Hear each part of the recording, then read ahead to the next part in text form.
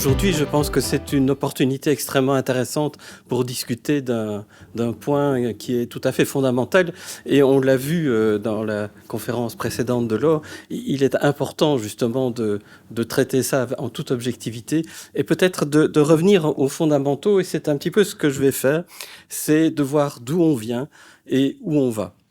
Et si on regarde un petit peu les défis de l'agriculture, on les connaît un peu tous, mais quand on met tout ensemble, en fait, on se rend compte qu'on est face quand même à quelque chose que l'humanité n'a jamais connu.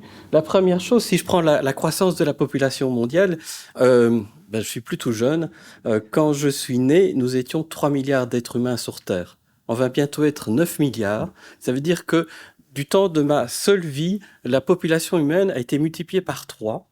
Et c'est pas passé de 30 millions à 90 millions, c'est passé de 3 milliards à 9 milliards. C'est-à-dire, c'est un événement que l'humanité n'a jamais connu en termes de multiplication de population. Donc c'est extrêmement important.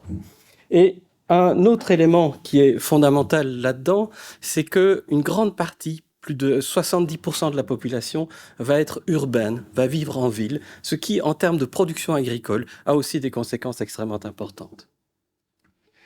Alors, autre défi, c'est bien sûr les changements climatiques. On y fait face. On sait qu'on va être au-delà du degré et demi d'augmentation en termes de température moyenne. Les extrêmes de température vont être quelque chose qui vont impacter fortement la production agricole.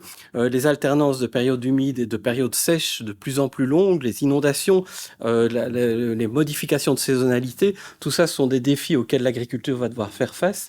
Et puis, il y a cette fameuse crise de la biodiversité à laquelle nous n'échappons pas, qui implique pour l'agriculture aussi toute une série de choses, comme une perte de fertilité des sols, je vais y revenir, une perte de pollinisateurs, d'ennemis naturels, un accroissement aussi des besoins de contrôle, des maladies et des insectes ravageurs, des problèmes d'érosion des sols, etc. J'en passe, on pourrait faire une longue liste là-dessus. Un autre point qui a été mentionné aussi, qui modifie fortement en fait notre façon de voir les choses et nos économies, c'est cette globalisation des échanges qui fait que nos produits agricoles doivent être compétitifs avec ceux du monde entier. Ça, c'est un des problèmes majeurs de l'agriculture actuelle. C'est une délocalisation, en quelque sorte, des productions. Et s'ensuit évidemment un transfert d'espèces invasives qui viennent avec les productions agricoles, parfois de très loin, et qui causent des problèmes chez nous. Un autre élément auquel nous n'échappons pas, c'est la crise de l'énergie. Elle est de plus en plus forte. Elle va impliquer des modifications dans notre façon de voir les choses. Par exemple, les inputs en agriculture, que ce soit les pesticides et les engrais, c'est très énergétique, les engrais notamment. Il y aura une journée sur l'azote après, c'est une bonne occasion d'en parler. Il y a aussi les problèmes de mécanisation, mais pas que. Il y a le transport des aliments. Vous savez que pour les États-Unis, il y a une étude qui a montré que entre la production de l'aliment et l'assiette du consommateur, en moyenne, il fallait 1640 km de transport, ce qui est considérable évidemment en termes de coûts énergétiques. Le stockage, toute une série d'éléments que l'on pourrait ajouter. Et puis, il y a aussi le changement de nos habitudes alimentaires. Une population de plus en plus urbaine, pressée par le travail, c'est une population qui demande des aliments tout préparés, qui ne sait pas comment on produit ces aliments non plus. Et donc ça, c'est aussi des éléments dont on doit tenir compte. Alors la question, c'est comment nourrir le monde en 2050, quelque part, quand nous serons plus de 9 milliards 700 millions d'habitants sur Terre, comment est-ce qu'on peut faire? Donc, j'ai pris comme exemple un rapport que je vous conseille de lire, qui est disponible gratuitement.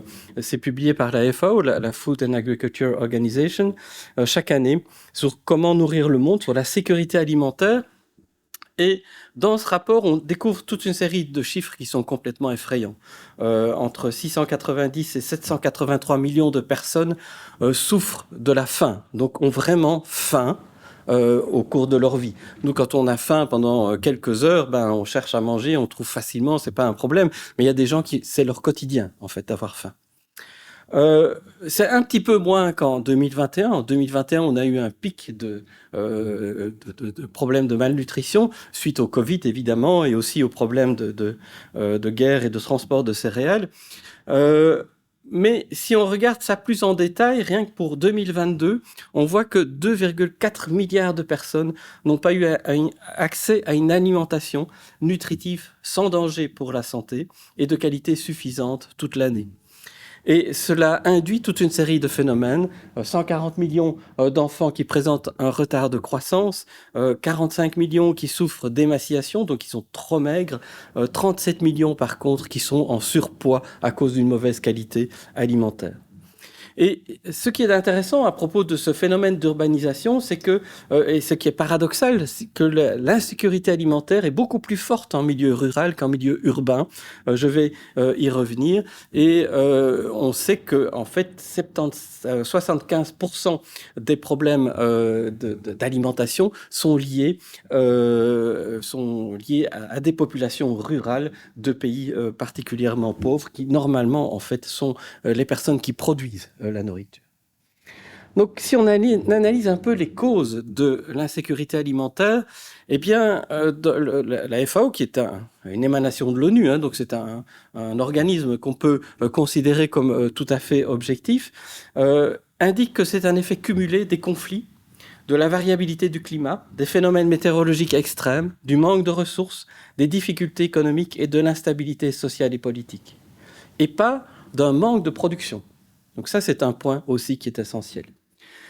Les conflits d'insécurité, par exemple, je donne quelques chiffres ici, je ne vais pas développer tout ça en détail, mais ça peut toucher, donc c'est tout récent, le problème des conflits en 2021, ça touchait 139 millions de personnes dans 24 pays et territoires, les chocs économiques extrêmement importants, les problèmes météorologiques qui ne vont faire que de s'accroître dans les années qui viennent touchent 23,5 millions de personnes. Et donc, la faim n'est pas liée à une pénurie d'aliments. C'est lié à un problème économique, à un problème de distribution, à un problème d'accès à la nourriture. Et on sait que la production alimentaire mondiale actuelle permettrait de nourrir 1,5 fois plus de gens que ce que nous nourrissons aujourd'hui. Donc c'est ce problème d'accessibilité économique à l'alimentation. Je vais aller assez vite là-dessus. Donc on a quand même plus d'un tiers de la population mondiale qui n'a pas un accès correct à la nourriture, faute de revenus économiques. On a eu une augmentation ces dernières années, ça vous le savez tous, on a eu une forte inflation généralisée, mais qui évidemment pose beaucoup de problèmes pour les personnes les plus démunies. Comme je le disais, ce problème est d'autant plus aigu en fait si on se trouve dans des zones rurales pour toute une série de raisons, parce que c'est là que les revenus sont les plus faibles aussi, qu'il y a un moins bon accès à l'éducation, un moins bon accès aux soins de santé qui sont liés à l'alimentation et à la nutrition. Mais que même dans les zones urbaines, on peut trouver, et même dans les pays riches, on ne doit pas faire l'impasse là-dessus, on peut trouver des problèmes importants en fait d'inégalité au niveau de l'accès aux ressources mondiales, aux ressources alimentaires.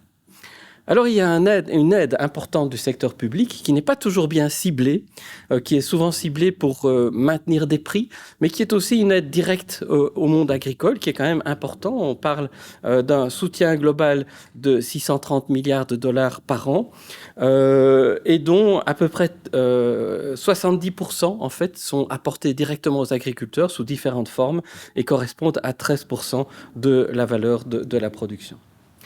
Alors ça, c'est l'aspect économique. Il y a l'aspect crise de la biodiversité. En quoi ça nous concerne et en quoi est-ce important? Et ici, je fais référence à un autre rapport qui est facilement accessible, qui est également gratuit, disponible en plusieurs langues, qui est le rapport de l'IPBES, donc le panel intergouvernemental pour la biodiversité et les systèmes et les services écosystémiques, qui est une émanation de l'ONU, qui a été créée en 2010 à l'initiative de l'ONU. Vous pouvez avoir ce rapport facilement sur Internet. Et ce rapport, enfin, le service a été créé en 2010. C'est un peu l'équivalent du GIEC, mais pour la biodiversité, le GIEC pour le climat. Et en fait, leur premier rapport a fait un choc dans la presse, mais comme souvent dans la presse, ça dure 15 jours, 3 semaines, et puis on n'en parle plus, où ils ont mis en évidence, donc c'était en 2019, un risque d'extinction sans précédent au niveau des espèces vivantes, globalement. Donc près de 1 million d'espèces menacées d'extinction, et que, en fait, cela nécessitait une modification de notre façon de notre système de fonctionnement, en quelque sorte, au-delà des intérêts individuels. Et si je fais un bilan de ces aspects, il montre que 25% des espèces animales et végétales évaluées dans ce programme sont menacées, que 75% de l'environnement terrestre et 66% de l'environnement marin sont considérablement altérés par des activités humaines. Un tiers de la surface terrestre mondiale et 75% des ressources en eau douce sont consacrées à l'agriculture, ce qui a un impact évidemment extrêmement important sur la biodiversité. 85% des zones humides ont disparu, notamment par drainage pour des activités agricoles. Au niveau marin, la moitié de la surface de corail a disparu depuis le siècle précédent, même celui d'avant, 1870.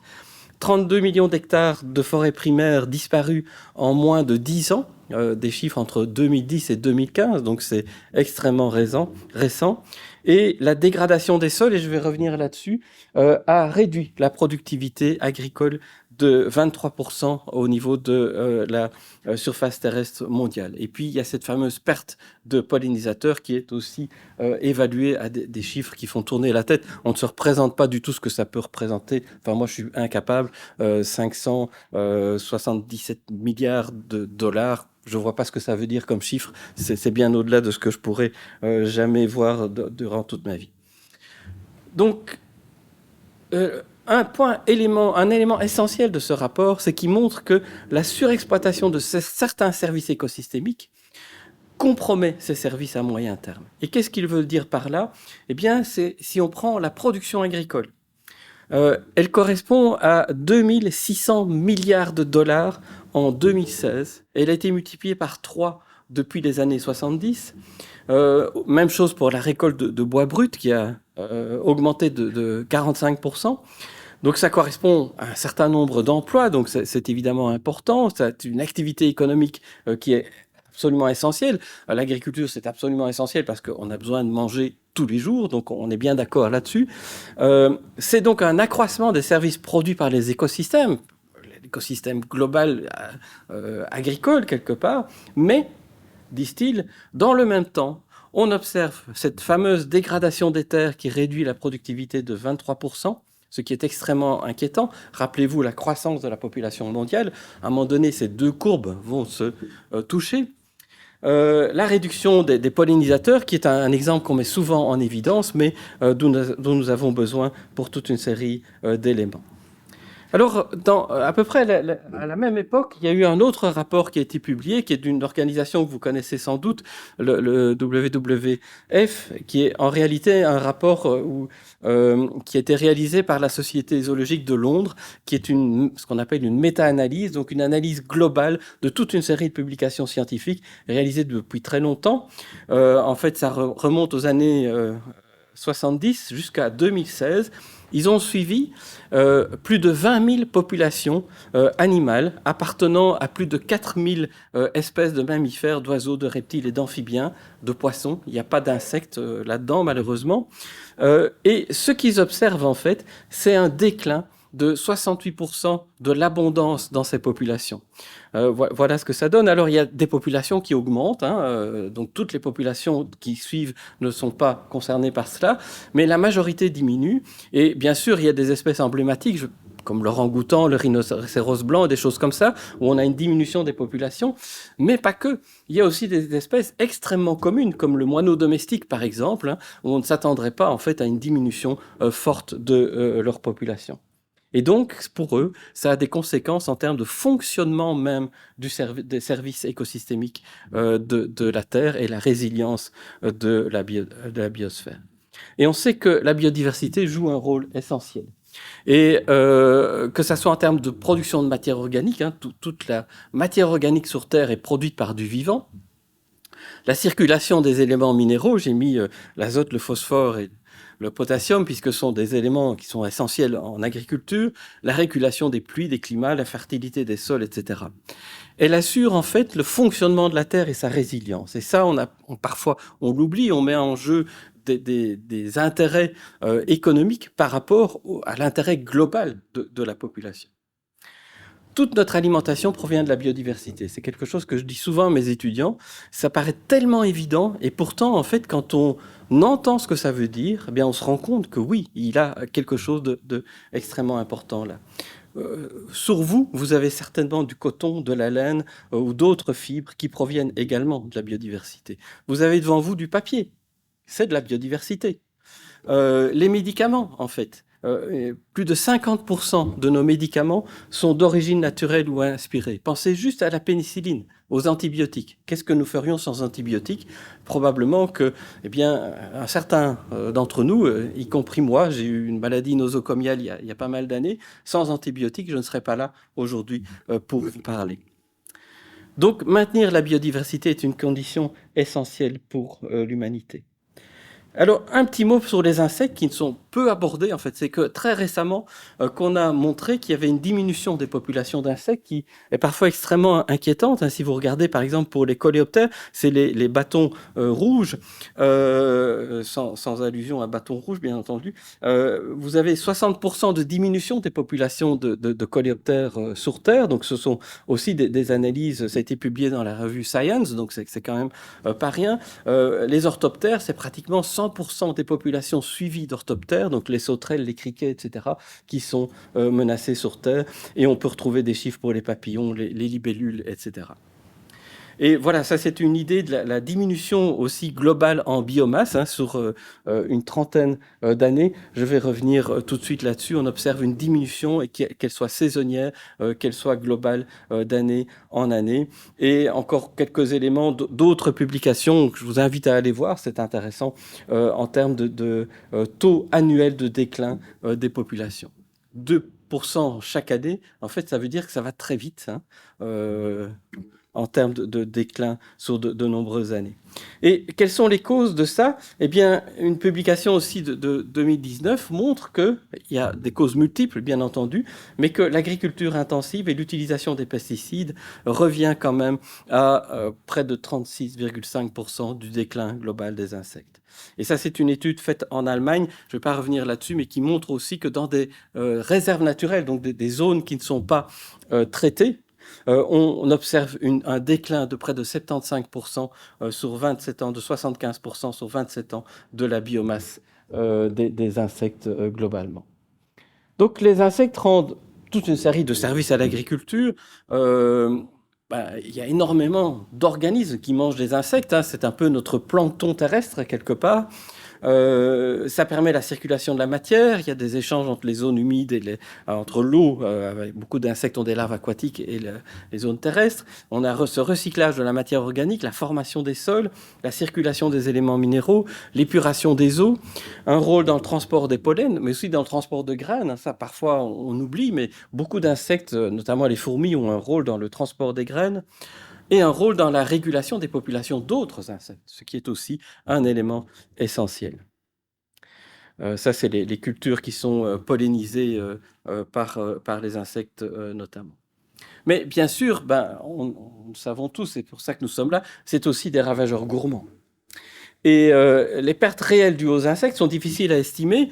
Elles varient d'un pays à l'autre et en fonction des situations, mais j'ai repris une enquête publiée récemment en 2019 et qui montre quand même pour les grandes productions agricoles dont nous dépendons tous, hein, on a des pertes extrêmement importantes qui vont pour le soja de 14% jusqu'à près de 30% en moyenne pour le riz. Donc c'est tout à fait non négligeable. Et ce graphique est intéressant, il est assez ancien, mais si vous regardez les courbes, les bâtons noirs, c'est les pertes réelles pour toute une série, donc liées aux insectes, pour toute une série de pays. Et si vous ajoutez la partie grisée, c'est ce qu'on aurait si on ne faisait aucun contrôle des populations d'insectes. Et donc, vous voyez que dans certains cas, en fait, ça peut aller jusqu'à plus de 60% de pertes au niveau des cultures, ce qui serait évidemment intolérable.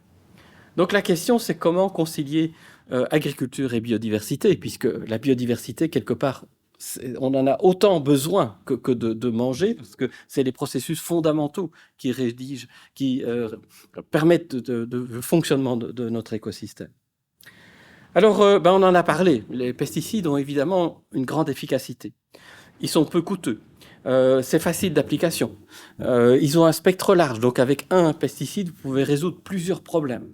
Donc, ça a été quelque part aussi, il faut le reconnaître, ça a été à un moment donné une innovation en agriculture. Quand le DDT est venu, on en a dit énormément de bonnes choses. Et puis on s'est rendu compte qu'il y avait toute une série d'effets négatifs sur la santé des utilisateurs, des consommateurs. Vous savez que ce sont les agriculteurs où il y a le taux de leucémie le plus élevé dans la population humaine, par exemple. Le problème des pertes de biodiversité, la pollution des eaux, la pollution des sols, les pertes de fertilité, la résistance aux insecticides, etc. Et donc, voilà, Jacques l'a mentionné, lors de la dernière conférence des parties pour la biodiversité, donc la COP 15, il y a deux COP en fait. Il y en a une ce sont les conférences des parties de l'ONU, il y en a une pour le climat, il y en a une pour la biodiversité, elles sont distinctes. Celle de la biodiversité s'est tenue à cheval entre Montréal et la Chine pour des raisons de Covid à l'époque, et 190 États se sont engagés à ce moment-là à limiter les effets négatifs des pesticides d'au moins 50% d'ici 2030. Alors, comment se passer des pesticides ? Est-ce que, voilà, c'est la question d'aujourd'hui. Est-ce qu'une agriculture zéro phyto est envisageable ? Et ce qu'on propose de plus en plus, on l'a mentionné aussi, c'est une approche multilevier qui va du préventif au curatif et qui tient compte, c'est cette espèce de révolution en fait dans nos modes de pensée, d'un aménagement de l'espace agricole, mais un aménagement qui va au-delà de la parcelle cultivée en elle-même, qui tient compte des espaces non cultivés. C'est une des grandes revendications des agriculteurs en Europe, justement, puisqu'il était question de mettre en jachère de 4 à 7% des cultures, et ce n'est pas accepté par les agriculteurs, et c'est pour augmenter justement cette proportion d'espaces non cultivés, parce qu'on sait que ça a un rôle essentiel, y compris d'ailleurs parfois bénéfique au niveau agricole.